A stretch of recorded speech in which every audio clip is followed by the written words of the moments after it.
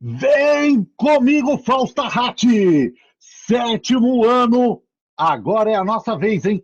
Vem comigo, chegou o nosso momento. Geografia! Eu e você descobrindo o Brasil. Então, vamos direto para ele. Vamos lá olhar o que esse país lindo, maravilhoso, extraordinário tem. Falamos na aula passada das características que tinha ali, a questão territorial e mais alguns detalhezinhos que nós já tínhamos visto em sala, e agora nós vamos falar rapidamente do relevo brasileiro.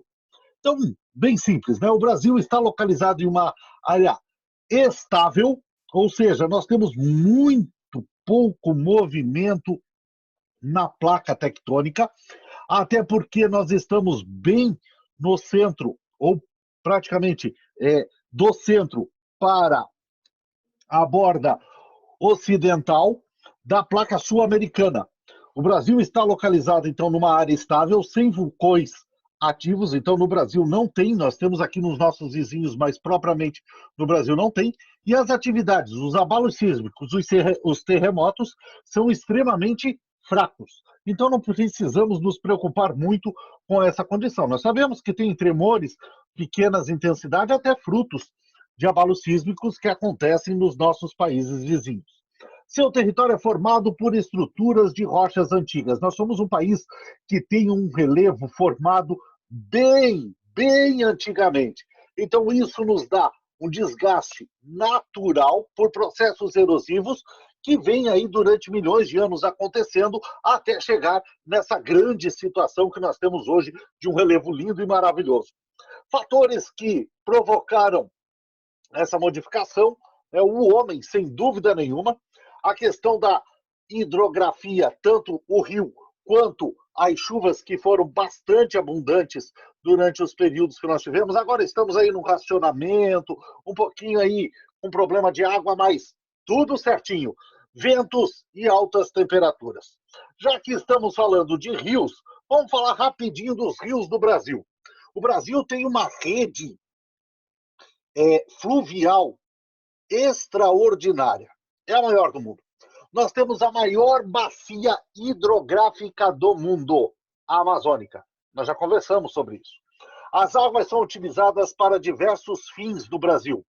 Irrigação agrícola, onde nós temos o grande consumo de água hoje no Brasil. Abastecimento de água dos mais diversos tipos, né, inclusive nas nossas casas. Pesca, produção de energia elétrica, navegação e transporte. Além a própria indústria, que utiliza bastante a água também. Bacia hidrográfica, área que compreende o rio principal e todos os seus afluentes. Então, quando você pergunta assim, tio Ed, o que é uma bacia?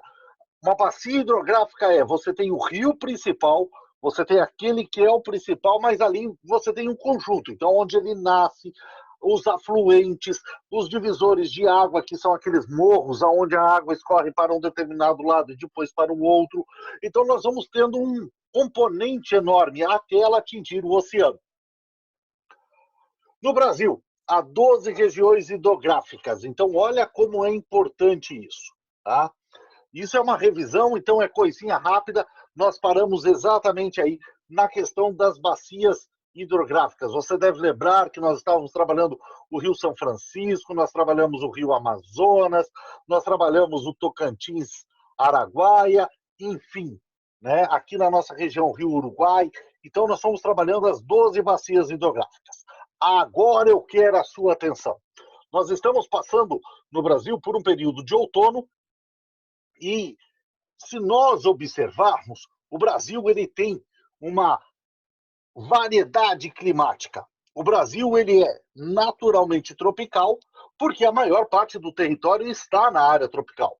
Mas olha como é que nós estamos hoje, ó, totalmente encasacados. Por quê? Porque esfriou. Né? Nesse momento, por exemplo, nós temos 11 graus Celsius. Né? O que significa isso? Nós estamos já com friozinho, a temperatura vai cair mais. Por quê? Porque nós estamos numa área subtropical. Mas o Brasil também tem áreas equatoriais, onde o calor é fenomenal. Nós temos o tropical, que ele vai se abrir ali, né, numas áreas de tropical semiárido, tropical litorâneo e tropical de altitude. E aí, finalmente, o semiárido. Então, por aqui a gente já vê que quem domina é o tropical. Semiárido é aquela região lá do Nordeste. Litorâneo, o nome já diz, né, no litoral brasileiro. E o tropical de altitude pega a região sudeste, onde nós temos algumas áreas elevadas ali que se aproximam da questão subtropical, porém o calor no verão deles é muito maior. Então, tipos de clima que ocorrem em maiores áreas do país, equatorial, tropical e subtropical. Subtropical é justamente o nosso, então não vou nem falar, né, que nós temos os invernos mais rigorosos e os verões mais brandos. O equatorial, calor pra caramba, e aqui no nosso caso, como uma umidade muito grande devido à floresta amazônica. Vegetação. No Brasil existem 4 tipos principais de vegetação. Olha como é interessante. A vegetação ela é um espelho do clima. Então, na formação aqui nós temos o relevo, os rios, o clima e agora a vegetação, para dar para nós toda a condição de um bioma, de um domínio morfoclimático. Então, vamos analisar aqui. No Brasil, nós temos 4 tipos de vegetações principais. As florestas, onde nós temos a amazônica, a Mata Atlântica, que fica no litoral. A amazônica, você sabe, região norte do Brasil, inclusive por mais 8 países em torno do Brasil. Mata dos Pinhais, que é justamente a nossa aqui, os pinheiros, a araucária. Cerrado, o Cerrado, que é aquela área do centro-oeste, a Caatinga, lá no semiárido, no nordeste, e os campos no extremo sul do Brasil. Além disso, existe uma área de transição, que é um complexo extraordinário de biodiversidade, assim como a floresta amazônica, a própria Mata Atlântica, a Mata dos Pinhais, o Cerrado, a Caatinga e os campos. O Pantanal ele é um complexo de formações vegetais, compreende florestas e campos, então ele está ali no meio de transição. Né? Floresta amazônica pega um pedaço do Cerrado, além de ainda entrar os campos. Então, olha como é interessante a formação do Brasil. Nós temos a formação da paisagem brasileira através do seu relevo, né?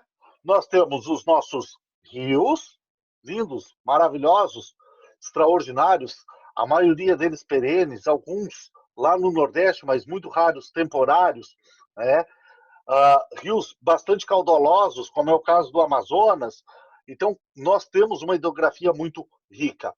Nós temos os climas, né? Vamos classificar aqui equatorial, tropical e subtropical. Eu gosto sempre desse semiárido aqui, um destaque, mas o equatorial muito quente, aqui quente, e aqui esse friozinho gostoso, maravilhoso.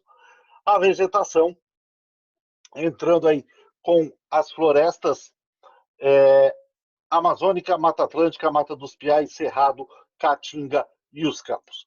Turminha, nosso conteúdo hoje, rapidinho era esse. Eu quero que você venha aqui, eu não vou fazer você sofrer, eu quero que você venha aqui nas atividades. E aqui nas atividades, eu quero que você venha comigo e complete essa parte aqui. Ó. Nós temos as zonas, né? As zonas de clima. Intertropical, ali o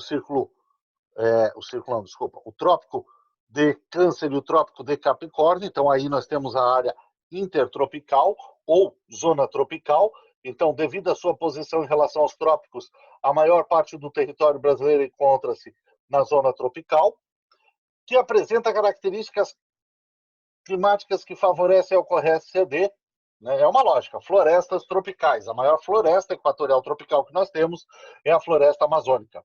Outra parcela do território brasileiro encontra-se na zona temperada do sul, que é a nossa área, né? Nós somos um tempero, nós somos uma mistura de climas, cujas características climáticas favorecem a ocorrência de vegetações adaptadas a temperaturas mais amenas. Então, o que você vai fazer? Você vai transcrever isso daqui para o caderno e vai procurar figuras da área tropical, de florestas tropicais, e vai procurar figuras da área da zona temperada do sul, com temperaturas mais amenas, mas também as áreas de vegetação daqui.